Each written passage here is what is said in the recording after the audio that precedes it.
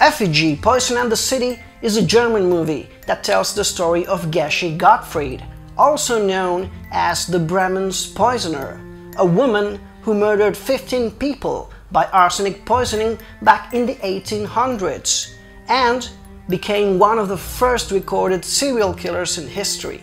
The plot focuses on the investigation that led to Gottfried's apprehension and her subsequent execution. She went down in history as the last person to be publicly executed in the city of Bremen. You can tell right away this is not a big budget movie, but the production makes the best out of its limited resources. There's a lot of effort put into reflecting the style and the spirit of the era truthfully.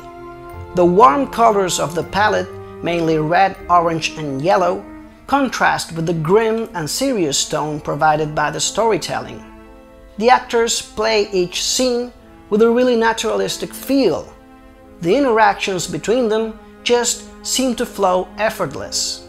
Susan Anbay is just great as Gesche Gottfried, a troubled subject with no remorse at all. But at some point, the woman feels guilt over her actions, even though she can't help doing what she does. An interesting look into a killer's psyche. Historically, the movie unveils the first attempts at serial killer profiling, decades before the term was even coined in criminal and psychological fields of study. The script tries to shine a light on the reasons why a person would become a homicidal killer, like traumas from the past and upbringing issues.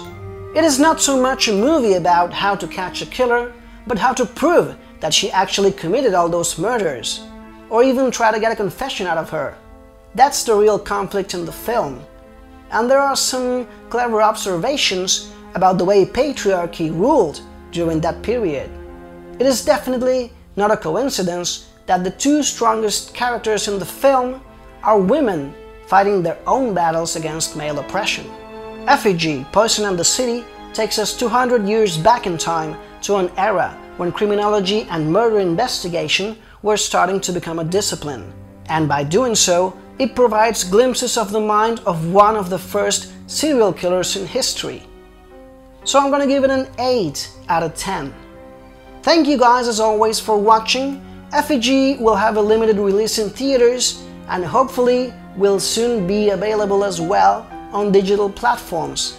So if you happen to see it, please feel free to return to this video and just leave your comments below.